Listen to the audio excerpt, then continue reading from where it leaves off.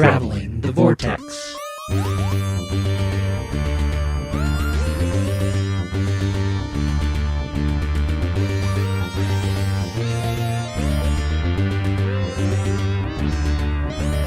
We've joined the Doctor as he travels the Vortex and arrive at episode number 419, where we're seeing double. I'm Keith. I'm Sean. I'm Glenn. How are you guys? I'm better than you guys. You guys both are dealing with colds. I'm now at the remnants stage, I believe. Occasional congestion and my voice sounding like Barry White in the morning. But only in the morning. By the time I get to the evening, I'm fine. I am refusing to refer to it as a cold. I'm not going to dignify it with that level of viral infection. So it's just Is it the plague then? It's just an inconvenience at this point. Did you guys do anything fun this week? Fought a cold. And rewatched Bohemian Rhapsody. Did you stay home, Keith? No, I went to work. I wasn't that bad. I never had a fever. You really did push through it. Yeah. Well, it hit me bad like Thursday night, and then by Friday I was just congested and I sounded horrible.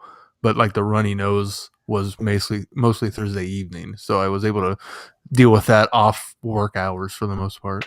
What about you guys? You guys do anything fun? We finally got around to watching Ralph Breaks the Internet. Oh, I still need to see that. How is it? Yeah, we enjoyed it a lot. Holly was a little reluctant. We had talked about a few things to watch this weekend. We talked about going to Mary Poppins Returns. We talked about watching Bohemian Rhapsody. I had already purchased Wreck-It Ralph 2, so I won. She was a little hesitant. She wasn't sure. She liked the first one, but she's not enamored by it. But we got done with this one, and she said, "Oh, I liked that really well, much better than the first one." So she is at least one person that I've heard that liked it better than the first one. I liked it almost as much. I think it's got a lot of terrific moments in it. The Disney connections are hilarious. I mean, all the properties, the Star Wars connection, the Disney princesses, all of that. And then, of course, there's all the video game references in there again. So it was really quite enjoyable. We liked it. I look forward to seeing that one. Mel and I snuck out today and went and saw Alita Battle Angel. How is that? You know, I thought it was pretty phenomenal. It's got some, big dumb action movie problems, but it's I'm still kind of digesting it, but pretty much think of every sci-fi actioneer you've seen in the last 20 years. It's a piece of that. I mean, it's got a little Fifth Element. It's got a little Speed Racer. It's got a little Transformers. It's got a little, they're all in there. And it's really cool. It was a lot of fun. It's almost too epic. I think there might be too much going on, but we enjoyed it. Of course you did. It was written by James Cameron. And directed by Robert Rodriguez. So, two ends. That's not one that I really had much interest in, but now I might have to revisit that. Well, and apparently everybody it's based on a Japanese manga comic book, and everybody who has read this has come out and said this is absolutely one of the most faithful adaptations of a comic book property ever. And it's like, oh, okay, cool. I've never read it, so I wouldn't know. Right. It's got shades of Ghost in the Shell. It's very similar to Cameron's Dark Angel TV series. If you ever watched that, it's got a lot of influences of that in it. I think it's got some Firefly in it. I mean, it's just it's all in there. Wow. I have absolutely no desire to see it. I might pick it up at the library. All right. Well, should we move on to feedback? No, we can. Let's do news first. I thought you were just changing the order on me out of nowhere, but that's all right. I'm not the one who's sick either. Well, there's not a lot of news this week other tthan... Maybe that's why. Maybe that's why I tried to move on. There's nothing going on. There's just one little bit that if you're a VR fan, you're going to be excited about. There's going to be a virtual reality animated short called The Runaway coming soon. So Jodie Whittaker will reprise her role in an animated form in an interactive story, which will run about 12 minutes long and will be available on selected VR headsets. No official release date yet, but it just says the coming months. And it will also feature music from Segun Akinola. So there's no real details about the story other than it's going to be a cool animated VR experience. I have to wonder if it's available on certain VR headsets. So if that means you have to have something like Oculus Rift. Is it Rift? Oculus Rift? Or Oculus, whatever it is. Or the other big one, which the name escapes me now. I wonder if you have to have one of those specific ones. Yeah, I'm not sure. It doesn't really go into details about it other than it's a team of BBC VR Hub has been working on it and putting it together. So and they've done some other VR projects. So well, maybe a few years before we review that one. Yeah, I definitely don't have VR goggles and don't anticipate getting one anytime soon. So somebody else will have to, hop on that bandwagon. All right, Sean, it's up to you to buy VR. I just paid for pinball. If I ever upgrade to a PlayStation 4, there is PlayStation VR, but I'm not sure it'll come out on that platform, so you never know. It might. That's a big one. It Yeah, might it is a big eventually one. port to that. Especially for the U.S. market. Yeah. And that's it in news.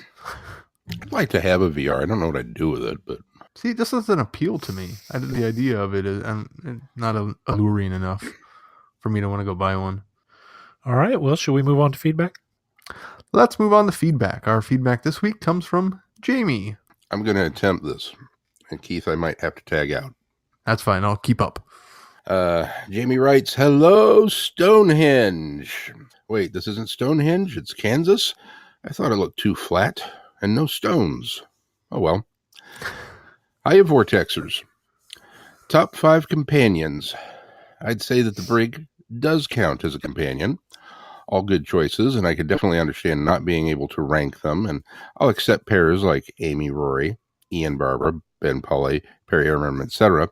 as one companion because they are inseparable. My favorites in absolutely no particular order would be Evelyn, Ace, Charlie without Chariz, Romana 2, K9, Leela, Airman, the Brig, Jamie Zoe. Yeah, this is hard. Having a little trouble reading my email, Keith? I'll forgive you for not attempting the Mandoa. Sean, I fully understand that I'll get to stuff as I progress. As I listen and comment on things, I figure that the time differential between my comments and the original episode is about 7 years in closing. On to episode 59, which was your RTD retrospective. I enjoyed the RTD era.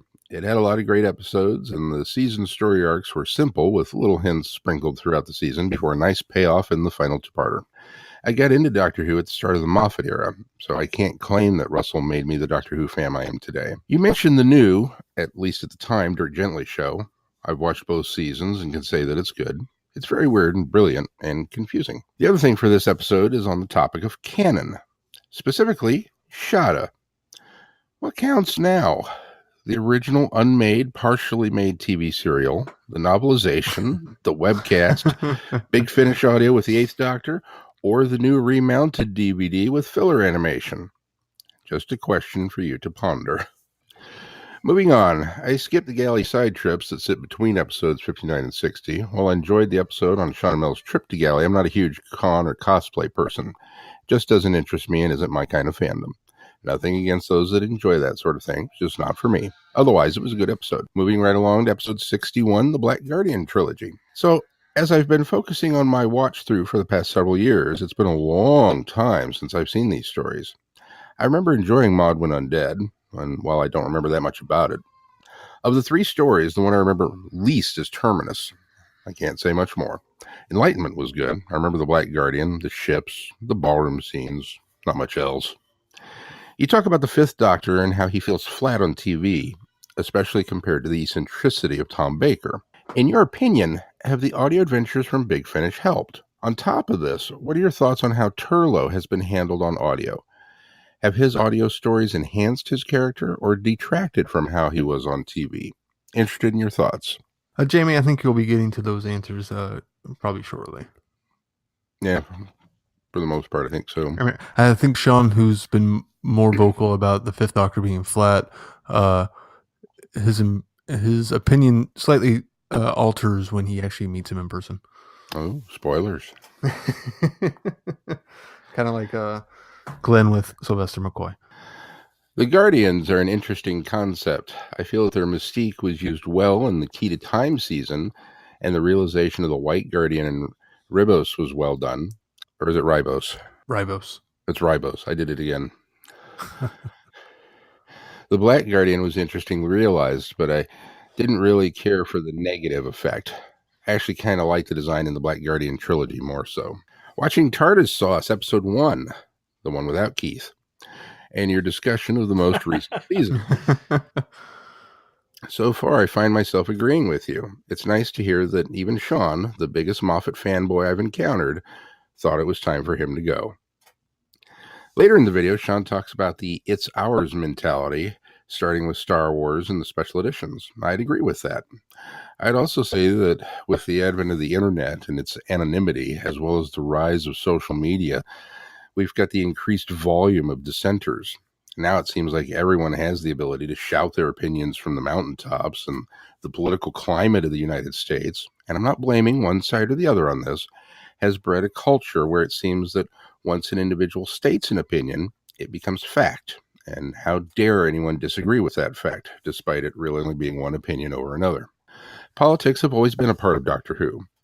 But for Americans especially, unless you really know your British political history, most of the digs are obviously ignored. There's occasionally a story where the politics are blatant, say like the Sunmakers or Power of Kroll or Colony in Space, or elements that are political like the government bureaucrats in the Pertwee era. However, most of the time it won't be until the making of the special feature says, and in Britain at the time everyone knew this was a dig at Thatcher, or some such thing, that you realize what they were intending. So yeah, it's always been there if you knew where to look. Now, however, it seems much more in your face. Take Bill, for instance, in Series 10. What bugged me was not the fact that the character of Bill Potts was gay. It was the idea that we had to be reminded of that every or nearly every single episode, that the character is gay or likes girls or whatever.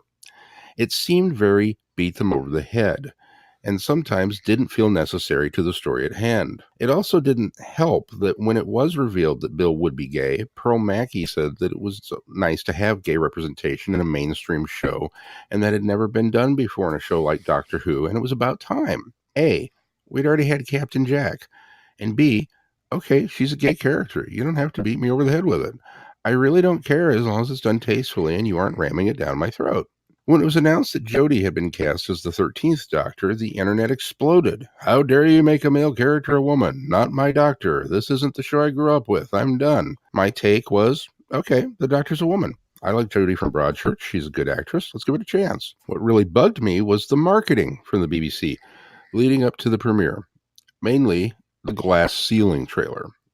Now, I may be wrong, but I took that trailer as the BBC saying, look, we're pushing the envelope and breaking the glass ceiling by making the Doctor a woman. It's about time we've done this. Look how progressive we are.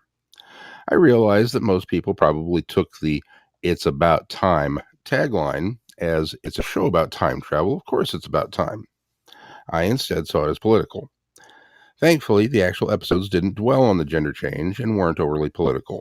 Okay, that rant's over. Moving on now. Rewatched Journey's End the other day.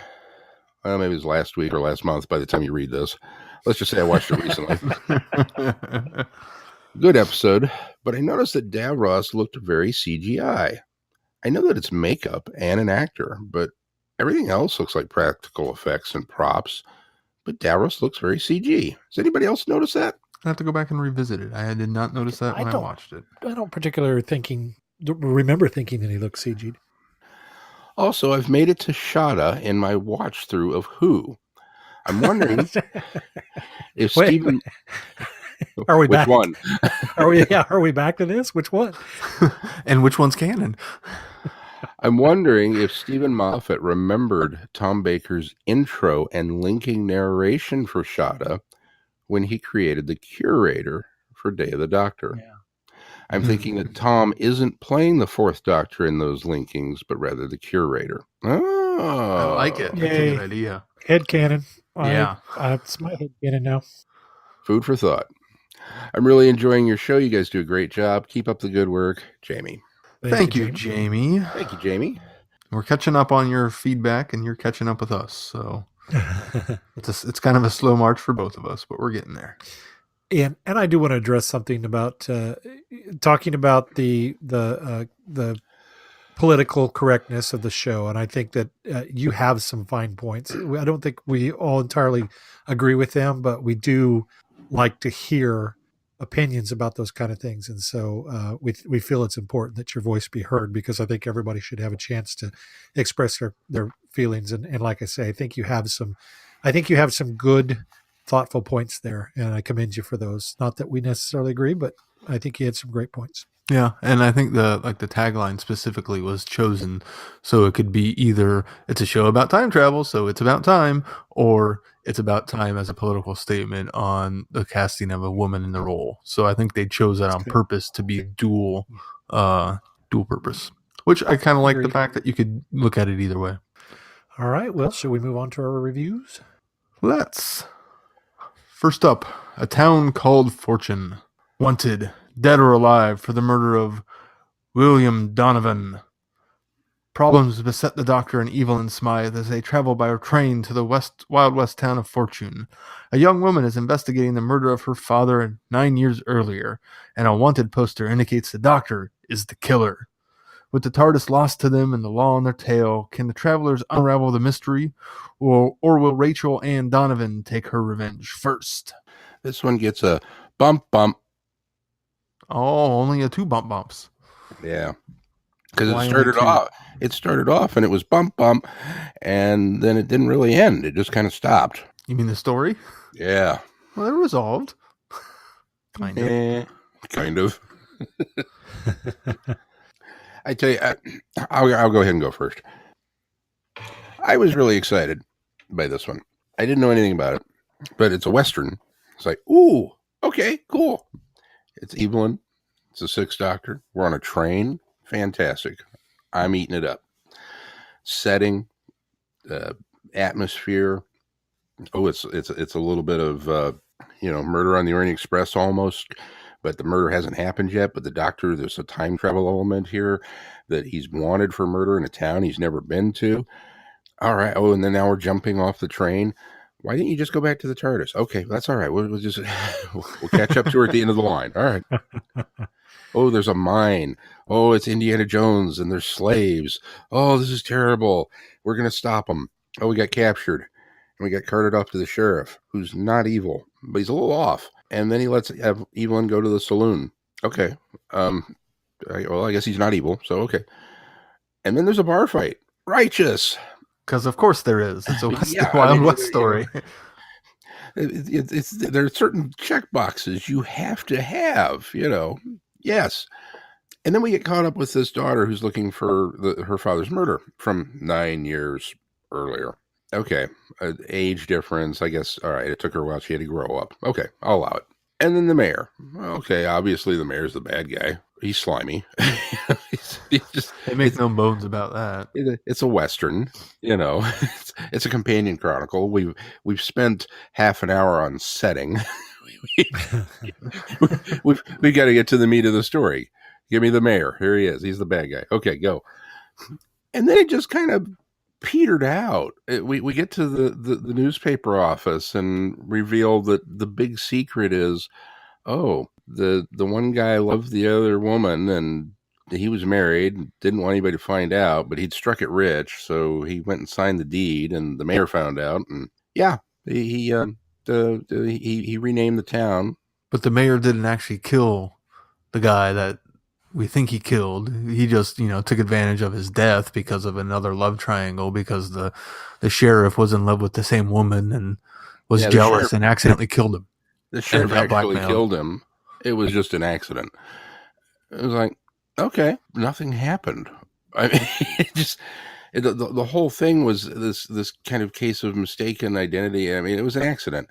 And yes, I get the tragedy of it and the fact that it was an accident because of the illicit nature of the affair and that everything, that went on. But the whole house of cards was built upon the one lie. And at any point in time, they could have remedied this problem on their own without any interference from our heroes. And it just felt like a very unnecessary intervention for them to come in and clean up this mess. And then there's the whole aspect of what about this time paradox? What about the fact that Doctor's never been here and he's responsible? How did they do that? Oh, well, I was mistaken. When we stopped at this town, they radioed ahead, and I thought it was that they were calling. What? That's the whole. They radioed ahead and said, "Here's this guy on the train. Go print up some wanted posters." And the mayor has enough clout to tell everybody in town, "Pretend these have been up for a year." That's probably the most ludicrous part of the story. Yeah. Why bother? Yeah, I would agree. I felt like that was the weakest point of it, especially since they'd kind of hung their hat on that early on about that. I wondered, okay, so how are they going to resolve the fact that the doctor's already wanted before he even gets there? That'll be interesting. And then it wasn't interesting. And Exactly. I was like, If you're going to dangle that carrot in front of me, you need to build the story around it. It can't be an afterthought. And it feels very much like the writer got to the end and then went, "Oh crap! I never resolved that." Here, I was much more interested in that than the rest of the rigmarole about this mine. But everything that happened, all of the, it tried to cram every Western story trope into this hour-long story and didn't quite know how to resolve all of them other than, and then we fixed it. Because we didn't get a big confrontation at the mine. We blew up a mountain, but it wasn't, it wasn't a satisfying confrontation at the mine. We didn't, we're going to the deed office and there's a fight. Well, we did, but it wasn't really a satisfactory one. We burned the building down. We fixed it. Okay. I don't know. I thought it was a very promising start that just kind of petered out. yeah, I felt all along it was pretty much a middling story. I enjoyed the Wild West tropes, but you know me, I like the Westerns. But overall, I just kind of thought the story was there. I did appreciate the storytelling aspect of starting at the end of everything being resolved, and she talks to the sheriff about getting their story straight, basically. That was very cool. Yeah, it was a neat vehicle to get into this type of storytelling when you're doing these companion chronicles. And it was really good to hear Maggie get to do some, big finish outside of the main range. So I thought that was really interesting too. But overall, it was just, I was there for the ride most of the way. And I can't disagree with a lot of the issues that Sean had with it, because I kind of felt that way. Maybe not as strongly, but overall, it was just kind of one of those, okay, I'm glad this wasn't more than an hour. Yeah, I think I agree. I can't dispute any of the issues Sean brought up. But that being said, I didn't really notice them while listening to it. It was after the fact that I thought of, okay, well, that part didn't quite work. And I did heavily roll my eyes at, they just called ahead in the time paradox aspect. But I enjoyed listening to Maggie Staples do this story so much that I was willing to excuse a lot of these things because it was short and I had fun while listening to it, even though some of the plot didn't quite deliver what it promised. I will 100% agree with that. Is that Maggie totally, her performance as Evelyn and realistically as the Sixth Doctor and everybody else is what sells it. It was just fun to hear her back in action. And I really like listening to these companion chronicles occasionally because it's just nice to have a change of format of how Big Finish does their stories. I mean, I love listening to the big full audio production plays, but it's nice to get these two-handers occasionally and listen to them and hear a different format of them describing things and, doing a bit more traditional audiobook style. I really enjoy listening to that change too. It's kind of a breath of fresh air. Yeah. I agree. I will say that the format, I initially had it fixed. This may be another reason why it didn't work for me at the end, because we had just come off of real time and we're stuck in that what happened. And the first thing the sheriff says to her at the start of this one is, "Are you feeling better?" And she went, "Yeah." And I went, "Oh, this is set right after real time. There's an adventure in between. It was just off camera that we didn't see where they wrapped it up. They fixed it." And she's recouping from the virus. Okay, done. And then we got the flashback with the Western. Okay. And then we get to the end of the story, and you realize that he's talking about, "Are you feeling better?" Because the smoke inhalation and the this and the. And I was like, Right. "Oh, well, that doesn't quite So fit." much for then, that does it? idea. I tried, darn it. Try. It was worth a shot. It was worth a shot. All right. Well, so we move on to the next one. Yes, I think we'll have a bit more to discuss on this one because it's a plot that's a bit more complex. Yeah. Peri and the Piscon Paradox. The Doctor and Peri journey to Los Angeles 2009 to do battle with a Piscon. His name is Zarl, and he's a fish of utmost evil. Zarl is going to steal all the water of Earth and sell it to the highest bidder, or blow up the San Andreas Fault, or the planets, or something like that. He's a bit vague on that point. Fortunately, to stop him, there's help from an unexpected source, a future version of Peri. She knows Zarl's dark secret. But should the future Peri be on Earth at all? Something smells fishy, and it's not just Zarl. That's a great synopsis. It is a good synopsis. Glenn, you want to start? Yeah, this is one where I started listening to this and I thought, okay, that's what kind of story this is going to be. It's just going to be a fun, silly, ridiculous tale. And I still had in the back of my mind, okay, how is this Peri? How is this a future version of Power? How are they going to get there? And the first half of this, the first disc of this, it just really was just kind of there. And I thought Nicola Bryant did a terrific job, especially playing two versions of herself, one older, one younger. Doing much of the rest of the voice cast in there was great. Even her doing the Doctor, I felt like she kind of found his voice. But I just kept thinking how absurd and silly it was, and I had to kind of shut my brain down and think, okay, this is just I just gotta sit back and have fun with this and just let it go. And then when the first part ended, I thought, well, that's kind of weird that they went there and didn't. It's almost like they were not taking themselves too seriously. But on the flip side, they should have at least given me a more of a satisfaction of why they did the story this way. But I kind of thought, and the other things that were bothering me were the fact that, the Piscons, I mean, seriously, they're reincarnated as humans. I mean, come on. And people are getting plastic surgery because they want to be more like fish. This is ridiculous. But again, I was just going to kind of leave it there. And I kind of thought, okay, well, maybe we're going to get a new perspective because I knew that the Sixth Doctor was a part of the second one. And so then when we get into the second one and I realize what they've done, suddenly the first part is brilliant because when we go down this road of discovering who Peri really is, the fact that she's not some secret agent in her future self, she's putting on an act. As Nev Fountain, who's writing this, unfolds the second half of this story, the first half of the story is so much better because not only does he do it in such a way that a lot of times when you do these double writes where you've got two versions, two perspectives of the same thing, a lot of times you'll double up and you'll see or hear the same scenes over again. And he does a really good job of telling most of the story away from each other so that you don't have a lot of that overlapping dialogue, a lot of that overlapping. You're reliant on remembering what was said in certain scenes from the first one to build on what's going on behind the scenes in the second story. And so I think I really liked how that was delivered because sometimes it can get tedious to get a lot of repeat. And there wasn't a lot of repeat. Scenario was repeated, but there was not a lot of repeated dialogue.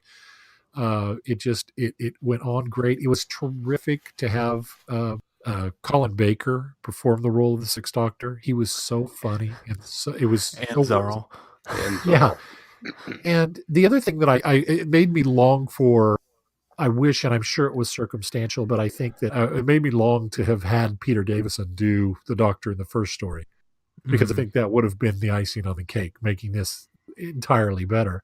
But as it is, I think it still worked really well. And then just, the end of this just went miles and above where anything of this nature could go, because it suddenly grabbed the Peri paradox of all time and ran with it and explained why we have in Doctor Who a version of Peri that dies. We've got a Peri version that goes off and becomes queen with Ukrainos. And and then drops peppering in the idea that there are other Perrys out there as well. I thought that was a great idea to be able to take Perry's character in the future and do something similar where you've got other incarnations, but also it really kind of, for me, I've always been bothered by the fact that she's kind of the Peri that I understand got the finale was Peri. I've always accepted Peri went off and married Eucranus and became Queen of the Planet, especially since there's a terrific comic out there that Colin Baker wrote. And so I've always liked that idea, but I've always thought that's kind of odd that she would go that route. And it really, I kind of felt like it was that life was forced on her. And so to have this version of Peri justify that with the whole kids thing, did she go on to have a family? Did she go on to have kids? I get chills talking about it now, recounting it. And I got chills from that because I thought, yeah, ultimately they made that what Peri really wanted in life. And this young version of Peri that we get here, that does experience all those things and does go that direction, it really is a fitting ending retroactively. And so I really, really appreciated that. Yeah, I agree. I thought the first part was a fun little romp that was kind of odd and strange and a bit ridiculous, and then it justifies it all in the second half, and you have a lot of fun, and it's very humorous. It's very almost a parody of a Doctor Who story. And then you get this weight dropped on you as the two Perrys say goodbye from the older Perry's perspective. And then from there on out, it is just this heavy aspect of what happened to Peri, not only, when she came back with the spousal abuse, but then discovering what the Time Lords had done to Peri multiple times and splintering her timeline and all of this aspect of stuff that part just absolutely blew me away of how they were able to structure all of that. I also like that this Peri exists based on a precedent that's already been set in Doctor Who, where they return her to her own timeline. She remembers the first adventure with the Doctor, but doesn't remember anything, or doesn't remember any of the rest of it, and she's plucked back into her own life.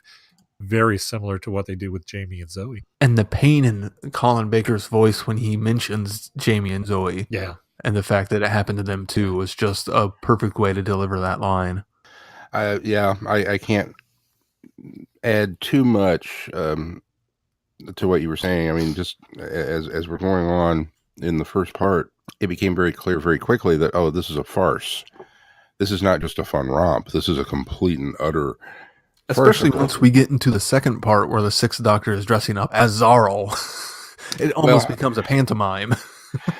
Yeah, I mean, the first part is farcical because there's so much of it that is not explained. We have characters running off stage that disappear for chunks of it. We have things happening that there's no explanation for, and a very badly drawn future Peri, who's the secret agent that is not secret and really not an agent. I mean, it's fairly obvious. And as younger Peri is trying to put together the pieces of why is all this happening, and the Fifth Doctor seemingly is fairly oblivious to everything that's going on around him with these fish people. And the whole, as soon as they brought up the reincarnation bit, man, every red flag in my sci-fi box went up. And I was just like, no. I don't care if this is a farce. You have to come up with something that explains this one. I agree. And then they didn't. It just ended. And I sat there and fumed for a little bit. And I was just like, ooh, this is... Man, and I was really worried that this was going to be one of those Big Finish stories where we've had a few of these now where these three parts are one story and then this part is another story and it's only kind of loosely linked to this one. So I fired up the next one and got into it only to discover that now it's old Peri's turn to recount the same sequence of events, and you get all those missing bits. And suddenly you realize that this wasn't a farce. It's something completely else. But yet it is still a farce because of the way things are. As you say, kids, a pantomime. And the tongue-in-cheek with, okay, not only is the Doctor now dressed up as a fish man, the rubber monster zipper in the back. Well, that's where I put a universal translator. Making fun of the show itself. It was just spot on, perfect. There were just so many of those kinds of nods that it was like, all right, I can't be upset anymore at what you've done. And they go back and they fix everything from part one. It's tight and it's perfect, and it just left me flabbergasted. And I was like, okay, wow, cool. And then we get to the goodbye, and Dark doesn't even begin to cover it. It went full-blown left turn into Downersville. It went DC. Yeah. it went Zack Snyder DCU. Peri, we've been talking about this perfect husband that young Peri has idolized forever, that she's going to go back, and what was his name, Davy? Yeah. She's going to go back and marry Davy, and older Peri is saying, how can I tell her that, Davy liked to kick things other than footballs? And just the way she delivered that all of a sudden was this, oh, I'm uncomfortable now. I don't know that I want to hear anymore. Yeah. And then we heard more. And her performance was just, outstanding and heartbreaking and terrifying. And kudos to Neve Campbell, first of all, for writing it, and for then handing it to his wife and saying, what do you think? Can you do this? And to Nicola for going, yeah, I can do that. I just and Big Finish for going, yeah, we'll record that and release it. I mean, just across the board. I mean, how do you pitch this story? It's about fish people, but it's not. Oh, and by the way, right. There's some spousal abuse at the end. I just, wow. So, I mean, I got goosebumps when she was wanting to scream at the TARDIS.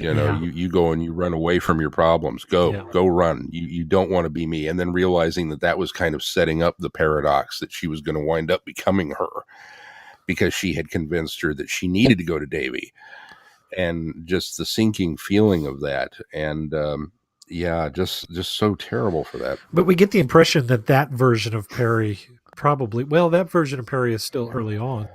I guess a splinter of that version of Peri goes on to endure that, but also a splinter of that version of Peri also goes on, for other things. So there's at least 4 other versions that didn't endure that.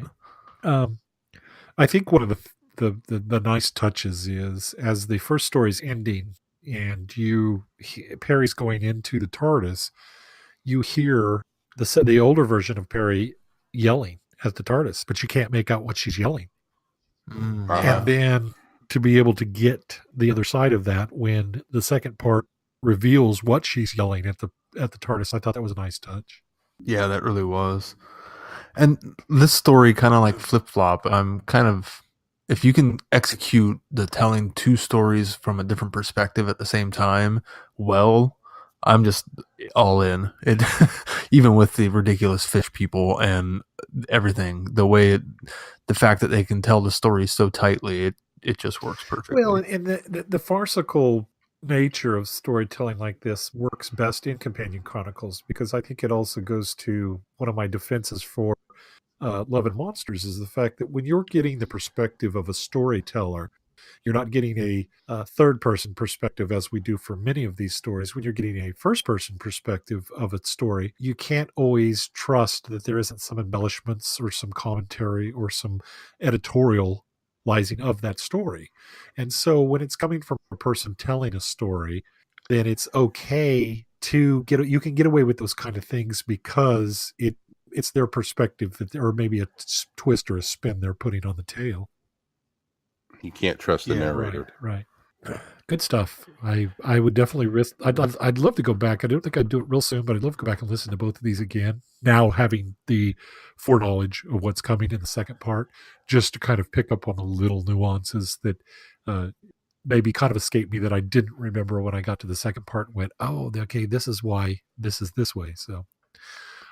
Yeah, I'd want it to not be too far in the future, so I would make sure I remember all those things. Oh, I'll tell you, one of the best things though is talking about the show poking fun of itself at itself. The fact that the Sixth Doctor going and yelling at Zarl on the pier and inadvertently killing him. I mean, he didn't do it on purpose. Zarl freaked out and fell and died. I thought that is so much poking fun at the fact that situation even happened a few times where the Doctor would dive out of the way and then the villain would drop into the crusher. Of course, he didn't make he didn't make any sort of coarse statements afterwards, or puns, but it really kind of harkened back to that fact that there were a couple of times that Colin Baker's Doctor was inadvertently responsible for somebody's demise. Well, it was Vengeance, isn't it? When the two guys are there and he startles one of them and they fall into the vat of acid. Yep, there's that one, and then there's another. Isn't there another one where he moves out of the way and I think what's the one with H.G. Wells? Is that Time Lash? Yeah. There's one in there where I think he's avoiding being pushed into the transporter, and the guy goes on through and falls, plummets to his death. So at least I'm vaguely remembering. Oh yeah, that's true. Yeah, I remember that too. But yeah, specifically Vengeance on Veros, where the guy falls into the acid. Very very Sixth Doctor. And the commentary that runs throughout it, Peri's, I always think I'm going to, I always leave the TARDIS wearing heels. I'm always optimistic about it. Thinking, they're my optimistic shoes. Well, and the comments that older Peri makes about her younger self, about, the top that she's wearing and the very 80s clothes that she has. That's so much fun. She goes running down the stairs, jiggling everywhere. Yeah. There was just so many good moments in this that it just compiled together. Now, did I miss something? The Time Lord who appears at the end in the shorts and trying to fit in with the time. Is this somebody that we should be familiar with? I wondered the same thing, Sean, but I'm not sure. I don't think so. Have I screwed something up and did something out of order? I sort of wondered if maybe Nev was borrowing from that scene in, is it the second Anton story with Pertwee, where the Time Lord comes and he's got this bowler hat and he's floating out above the tower thing that the Doctor's in, and he kind of floats over to it. And do you remember that scene? What was the... That's Third Doctor. That's the first one with the Master. Isn't that what I said? Yeah. Third Doctor. Oh, I thought you said. I thought you said. You said Pertwee. Yeah. You did. Terror of the Autons. Yeah, I wondered if maybe he was kind of invoking that same kind of scenario with this guy. Entirely possible. Cool. I'll have to do some. No, I'll have to do some research on this guy and find out if there's more to him or not. Yeah, I'm trying to look through the wiki, and there's not really. It just calls him the Time Lord, and there's no real specification on the character other than that. So it's not like Vansel. No, I don't think there was a name drop. I don't think we're supposed to recognize who it was. It was just somebody down the line that has taken over. It's the guy that has to unfortunately come deliver the news of the Time Lord's messing up. Right. Whose turn is it this time? Yeah. I drew the short straw. Anything else about these stories that we want to touch on before we move ahead? Just good. Good stuff. Especially this one. Good stuff. All right, Sean, well, what do we got coming up on the schedule? Well, some alternate Who next week. We're going to return to the world of Torchwood. Titan Comics, Torchwood Volume 2, along with some more Big Finish in Torchwood Fall to Earth, which is a Yanto Jones story for everybody that loves Yanto. Then we will be following that. And for those who don't. Some of us don't have a choice. It's still a Yanto story, no matter who. Still a Yanto if you like him or not. I think you'll like this one, Glenn. Okay. And then following that, we'll be dipping into the Seventh Doctor Big Finish with mainline number 145. No, or excuse me, 115, Call. which is called 45. Wow, there's a lot of numbers in that sentence. I love you're reading it. Our thoughts on Big Finish 115, 45 for TTV, 421. So, certain things you type and you don't read them after you just kind of go, wow, might want to edit that.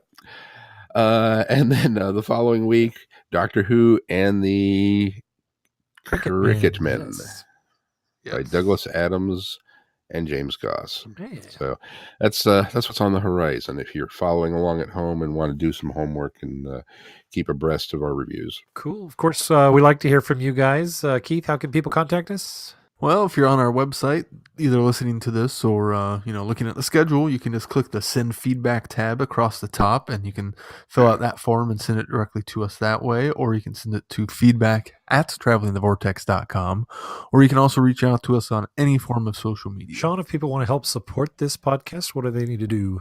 Well, while they're there on our website checking out that schedule, they can go and click on the Become a Patron button right at the top right-hand corner of the page, and that will allow them to support Traveling the Vortex on Patreon.